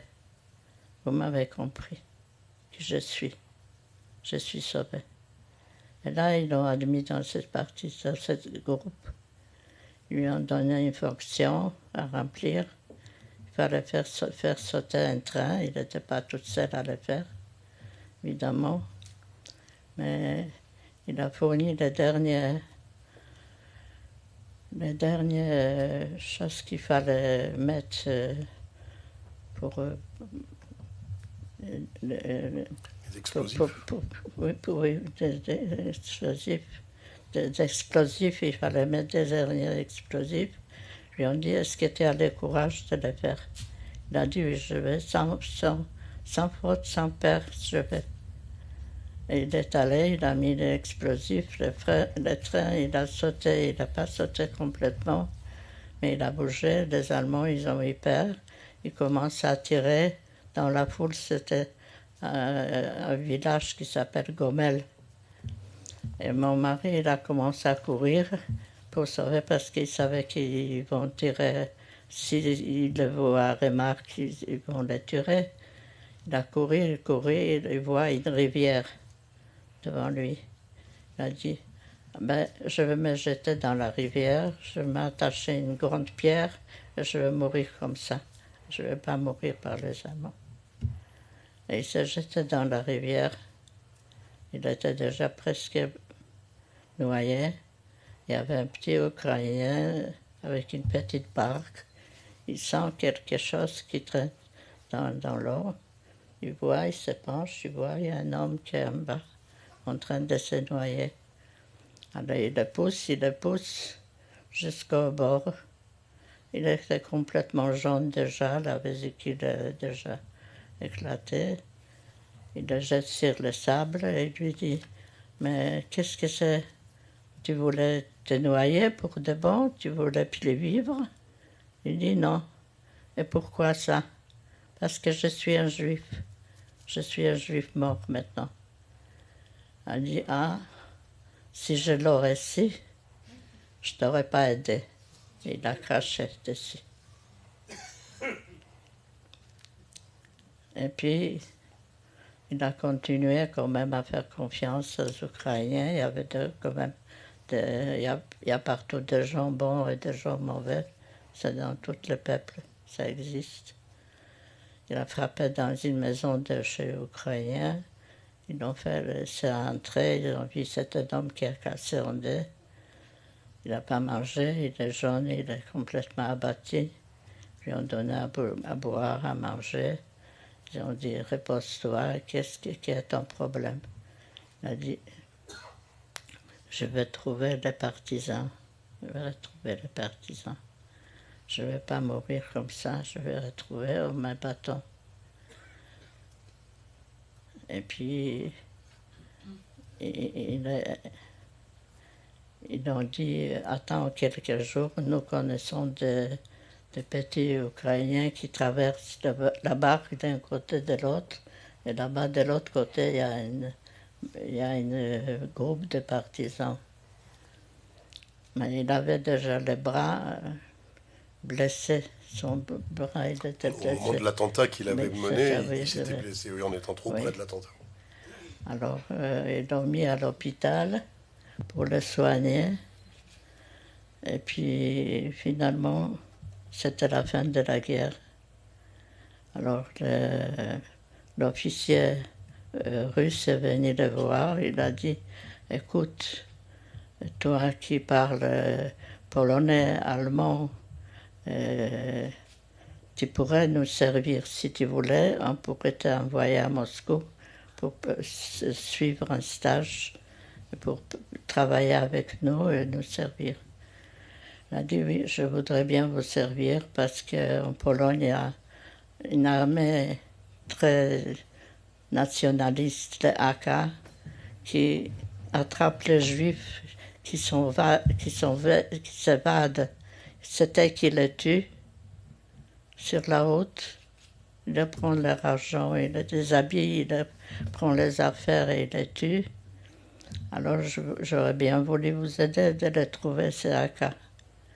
Seulement, j'ai perdu toute ma famille. J'avais 4 frères et 3 sœurs.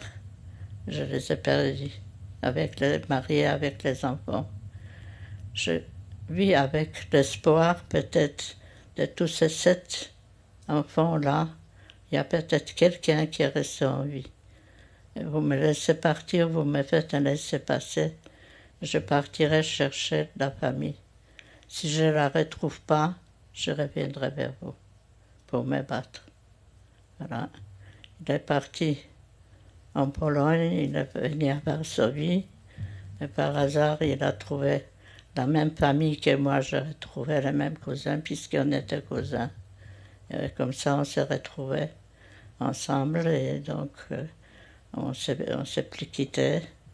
On est resté avec la famille Goldstein, qui a vécu en Israël, qui avait beaucoup de mal de se séparer d'eux. Alors voilà, on a bien progressé dans le temps, dans la chronologie. Maintenant que vous vous êtes rencontrés donc avec votre futur mari, et qu'est-ce qui a fait que vous avez quitté la Pologne? Est-ce que vous pouvez, en résumé, nous dire qu'est-ce qu'il y avait dans l'ambiance de la Pologne en 45-46 qui a fait que vous avez décidé de ne pas rester? Moi, je voulais continuer à faire mes études. d'économie. Et puis, mon cousin, il était Goldstein, était ancien officier dans l'armée polonaise. Donc, on lui a attribué un grand appartement à Łódź. On tous en cérémonie, on habitait ensemble. Donc, on était tous, on a trouvé une famille avec des enfants qu'ils avaient. Mais à la fin de cette année, je ne me rappelle pas le mois exactement, il y a eu un pogrom à Kielce. C'est en juillet 46, oui. En 1946, oui. Et cette pogrom à Kielce a créé une telle atmosphère que tous les Juifs qui sont revenus de Russie, qui étaient survivants en Pologne, des camps, etc., tous ont décidé de boucler, faire la valise et partir. Et là, on a fait pareil. Vous m'avez raconté. Mon cousin m'a donné le choix. Soit tu veux rester faire des études, on te comprend bien, mais est-ce que tu veux te séparer à nouveau de la famille? Je dis non, je ne peux pas. Je vous suis avec vous, je pars avec vous. Et on est partis tous vers l'Allemagne et on est arrêté à Berlin et mis en prison.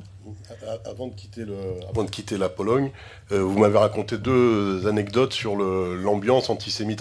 Le pogrom de Kielce, vous n'y étiez pas, mais vous avez directement été témoin de deux incidents sur l'antisémitisme. Je n'étais pas témoin, mais ça a fait une telle... ça a fait un tel choc pour tous les survivants que personne ne pouvait plus accepter de rester en Pologne. Vous m'avez parlé d'élèves en classe qui faisaient des réflexions. Les gens qui étaient en classe avec vous ne savaient pas que vous étiez juif. Non, ils ne savaient pas. Et donc ils disaient des choses sur les juifs en votre présence qui vous ont paru insupportables, c'est ça? Oui.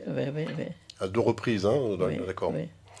Alors pourquoi les gens qui fuient la Pologne comme vous, ils vont en Allemagne? Parce qu'en Allemagne, il y a des camps de personnes déplacées organisés par les Américains. Par l'UNRWA. L'UNRWA, c'est donc un organisme lié aux Nations Unies qui accueille ces réfugiés, ces personnes déplacées. C'est ça. Donc nous sommes partis la nuit avec un camion. Et c'était facile parce qu'il n'y avait pas encore établi de frontières, c'était pas établi encore. Donc on pouvait passer facilement avec des bouteilles, quelques bouteilles de vodka à la frontière. C'était facile de passer la frontière. Mais on n'avait pas de chance. Si une voiture de Gestapo est arrivée, ils ont dit qui c'est ce changeant dans un camion. Ce sont des Juifs. C'est l'armée rouge, là. C'est plus les Gestapo, mais c'est le NKVD, le service secret soviétique. Oui, c'est ça. Alors, qu'est-ce qu'ils veulent? Ils veulent partir de Pologne. Bon, pour l'instant, on va l'arrêter. Après, on verra. Bon, les hommes, ils ont mis en prison dans les caves avec des SS allemands, accompagnés de chiens. Nous, les femmes, on nous a laissés dans le bureau. Alors, je suis restée avec ma cousine, avec ses deux enfants. Et tous les jours, ils nous répétaient la même chose. Qu'est-ce que c'est la prison? Vous êtes en prison une semaine? Il faut rester en Russie, on reste en prison des années. On appelle ça la prison. Ça, vous n'êtes pas en prison, vous êtes en liberté. Et il y avait cette chose s'est répandue que le rabbin de Berlin et le comité juif à Berlin, il a appris qu'il y a tellement de juifs qui sont emprisonnés et ils ont intervenu. Au bout de quelques semaines, on nous a laissé sortir. Voilà.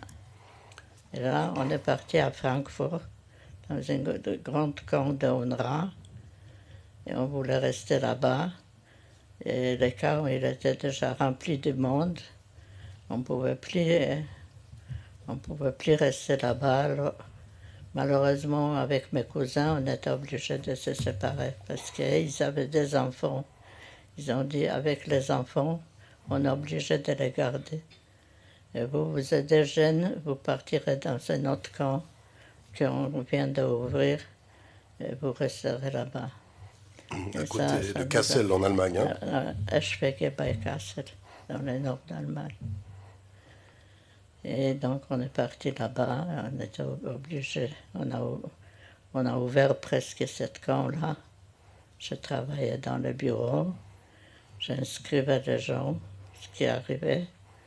Il m'est arrivé une fois, arrivé à voir un juif allemand, soi-disant, qui est venu vouloir s'installer dans ce camp.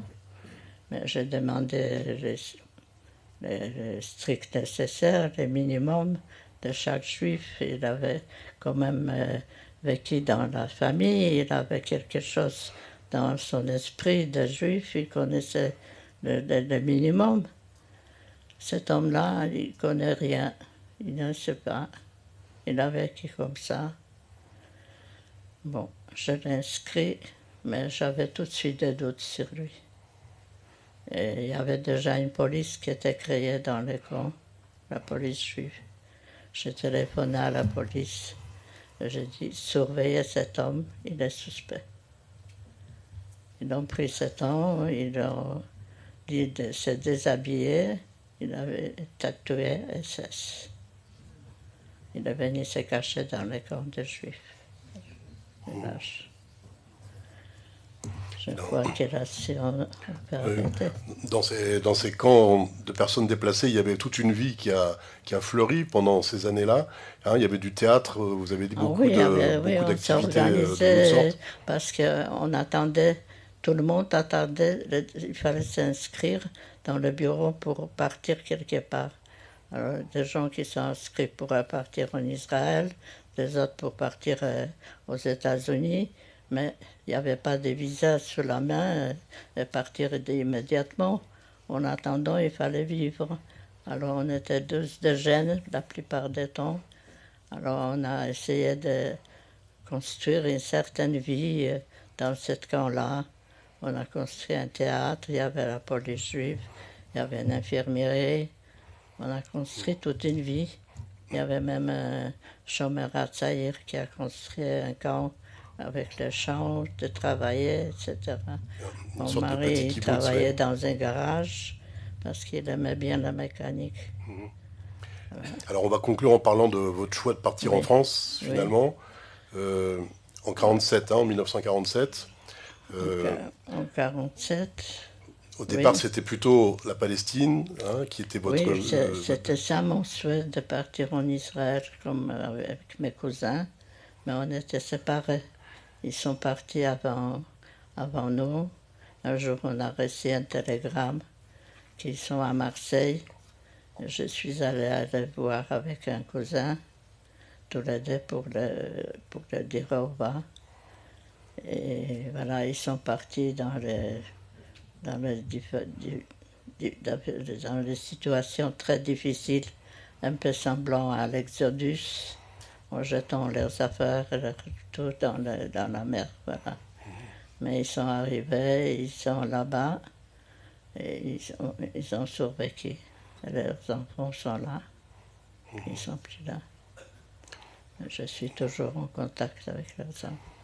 Alors voilà, si on va pas rentrer dans tous les détails, mais pour venir en France, vous et votre mari, vous êtes rentrés illégalement dans deux transports séparés, et puis On finalement est tout s'est rentré dans des régularisé. transports séparés parce que moi je suis partie d'Allemagne. Je suis partie avec un groupe de jeunes qui devaient partir en Israël.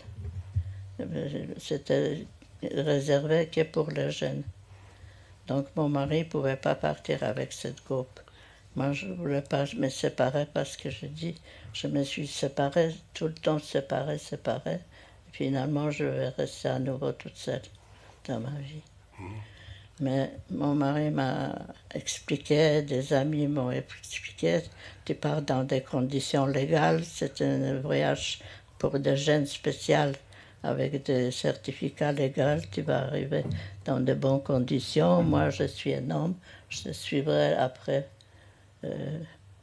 plus tard, et je partirai illégalement en Israël. Mais finalement, ça s'est arrêté là. Il n'y avait plus de départ en Israël légal.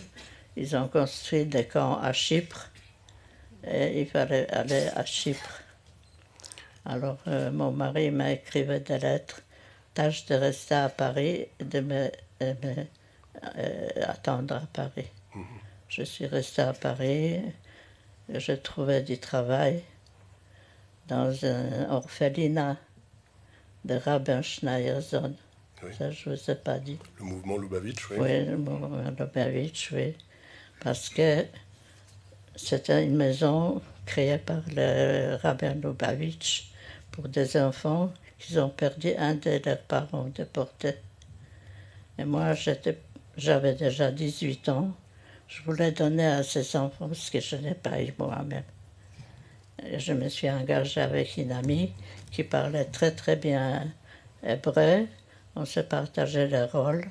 Elle donnait l'éducation en hébreu. Moi, je me suis occupée autrement.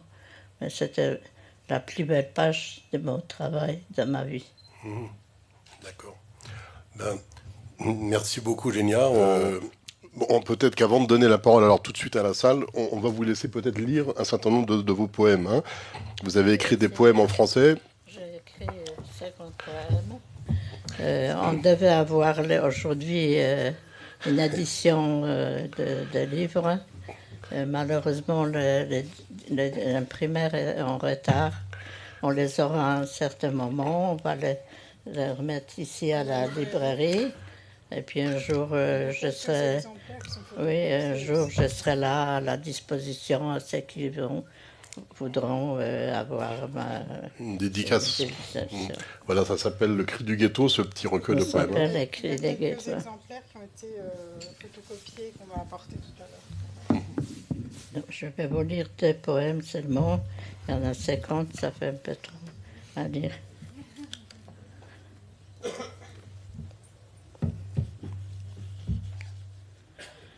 Varsovie.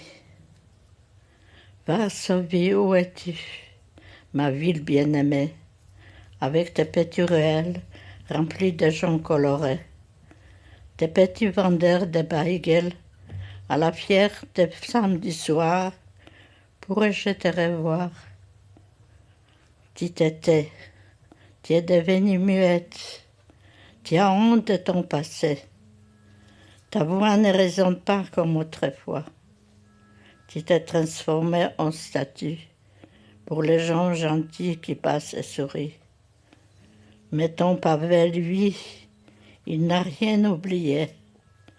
Le son avec lequel il est éclaboussé, c'est lui seul qui pourra les crier.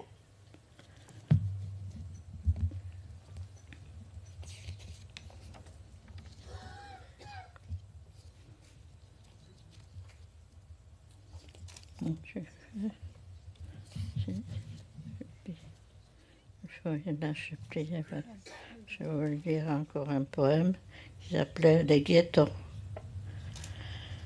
Enfants, hommes, femmes entassés, famine, déprime, austérité, vivent les fils de Moïse. S'enfuir, partir, s'envoler, rêvent les gens.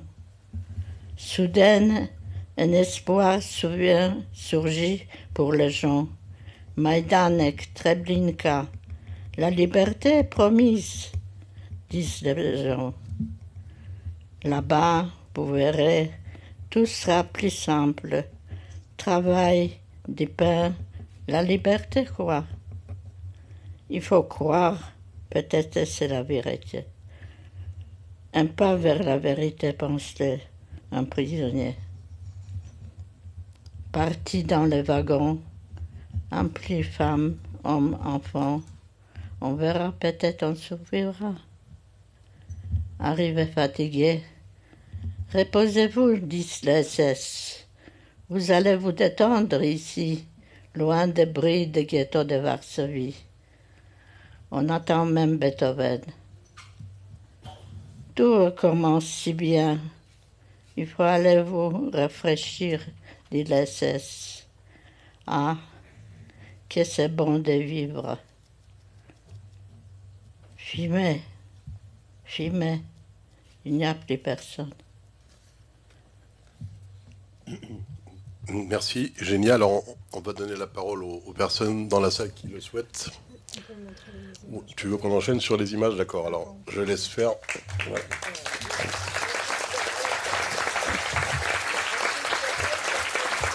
Je ne peux pas me lever, excusez-moi, je ne peux pas me lever pour vous saluer. Pauline va s'occuper de vous montrer ces images.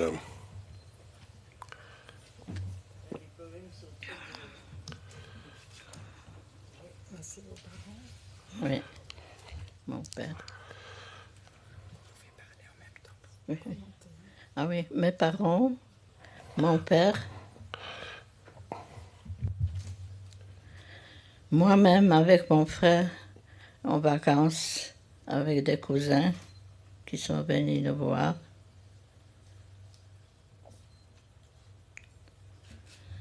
Là, c'est après, là en bas, vous voyez mon mari, il a 15 ans avec son frère jouant aux échecs.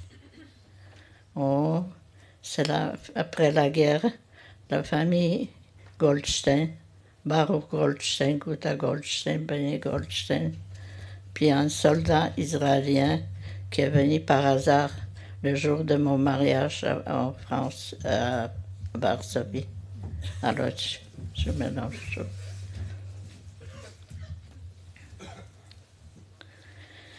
Cette photo, ce sont la sœur de mon mari, qui s'appelait Golda, avec son mari et des enfants qui étaient déportés à Treblinka.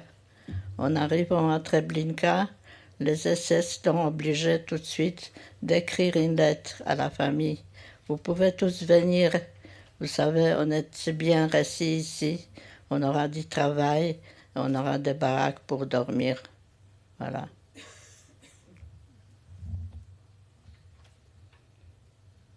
Auschwitz. Ma famille Goldstein, vous avez passé? C'est après. Oh bon. Là, nous sommes en Allemagne, à Eschwege.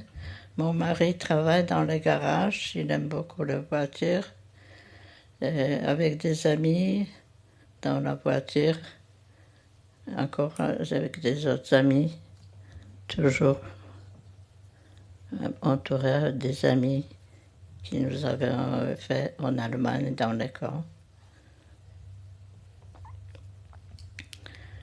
Là, c'est mon cousin Goldstein, qui est officier dans l'armée polonaise, avec ses deux enfants, Elisa et Mordechai. Là, c'est le jour de mon mariage, toute la famille réunie, c'est-à-dire mon cousin, des familles, des frères Goldstein avec leurs femmes et leurs enfants. Et moi et mon mari, évidemment. Vous n'avez pas raconté comment il s'est caché, votre cousin Goldstein? Ah ben, comment mon cousin s'est caché, non, je ne vais pas raconter. Oui. Il manque déjà de force. Oui. Ça, c'est voilà, la photo de mon mariage, de notre mariage. Là, c'est à Eschwege, toujours, avec ma meilleure amie, qui est devenue mariée, qui est partie aux États-Unis, est devenue médecin. Et les copains, tous d'Eschwege, ils étaient tous des jeunes de notre âge. Bon, on peut dire que votre mari aimait bien la mécanique, mais qui finalement il est rentré dans la confection. C'était plus facile Il voulait concrètement comme il métier. voulait être technicien ou ingénieur en mécanique, mais il n'avait pas de choix. En arrivant en France sans savoir un mot de français, sans avoir de l'argent ni rien, il avait de la chance de trouver un cousin qui faisait des pantalons, qui lui a dit tout ce que je peux faire pour toi. Et il était encore très gentil. Assieds-toi en face de moi, je te donne une machine, et regarde comment je travaille. Et tu apprendras, comme il était très doué, c'est très facile à apprendre, il a appris. Et comme ça, on s'est mis à travailler. On a travaillé pendant 40 ans, tous les deux ensemble, chez moi à la maison, en faisant un atelier. Et voilà. Et comme ça, on a continué à vivre. Là, c'est les groupes avec lesquels je devais partir en Israël, au bord de la mer, avec des gens qui nous ont invités spécialement chez eux. Ils avaient un pavillon à Menton et ils ont voulu être en contact direct avec des jeunes filles, leur parler de leur passé, etc. C'était des juifs qui étaient aussi officiers dans l'armée française. Là, c'est le premier vacances en France, à Vichy. Mon mari, après avoir... oui, à Vichy, oui, c'est bizarre, mais comme il a souffert de foie, quand il s'est noyé, son foie, il a pris un drôle de coup, donc il avait le foie malade. Le docteur lui a dit de partir à Vichy pour se soigner. Et c'est pour ça qu'on a parti pour les eaux de Vichy. Pour la cure thermale, oui. On n'est pas parti en vacances, s'amuser. Là, c'est à la naissance déjà de ma fille, en 1952, ses premières vacances avec moi à la campagne.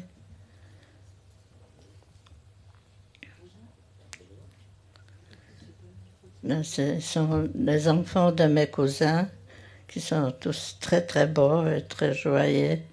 Elisa et Mordechai et Benik. Et puis en bas, il y a mes chers amis et cousins, famille Marmorstein, Guta Marmorstein, Kuba Marmorstein, Edja Goldstein et moi-même.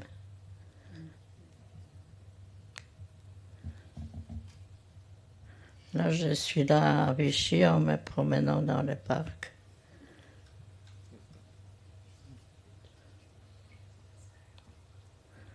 Voilà, mon mari en France.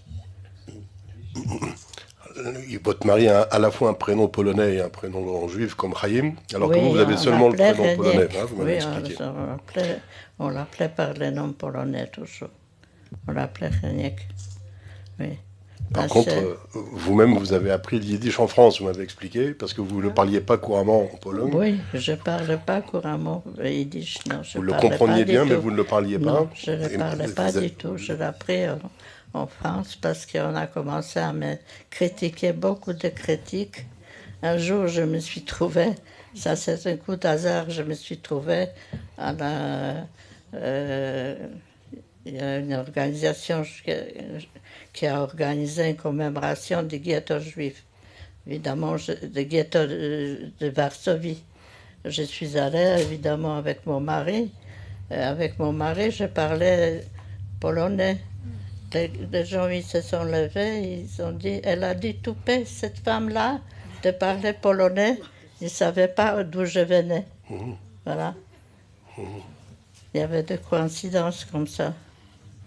Mais après, vous avez parlé yiddish. Après, j'ai appris, oui, à force des choses, d'être critiquée tout le temps, de ne pas parler yiddish. J'ai dit à mon mari, il faut que j'apprenne à parler yiddish. Mais votre mère, vous entendiez le yiddish quand même. Oui, mes parents, ils parlaient yiddish. Je comprenais en partie, j'arrivais pas à dire un mot, je n'arrivais pas à prononcer. Pendant la guerre, je me suis cachée un jour, je me suis dit, comment je vais faire si je survis? C'était la fin de la guerre déjà. Je me suis dit, comment je vais faire pour prouver que je suis une juive? Je ne sais pas parler yiddish. Comment je vais faire? Alors je me suis cachée dans un coin et j'ai essayé, je vais répéter des mots. Yo et nein. Yo et nein. C'est des mots que je savais dire. Je dis, on me croira peut-être que je suis juif avec ça. Là, c'est ma fille avec nous deux, elle a 7 ans. C'est son anniversaire de 7 ans. 5 ou 7? Oui. Et là, c'est mon fils qui a 5 ans, là. Ils sont beaux tous les deux. Hein. Oui.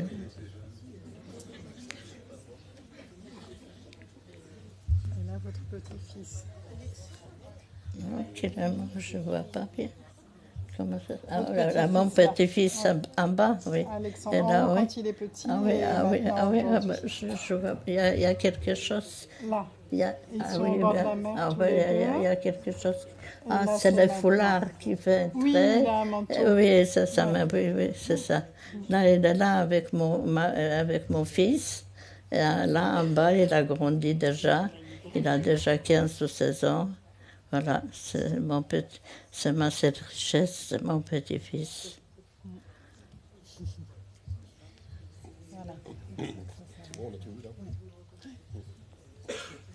Voilà.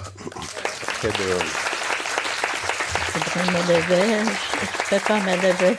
Vous m'excuserez, mais je ne peux pas me lever pour vous saluer, je suis handicapée.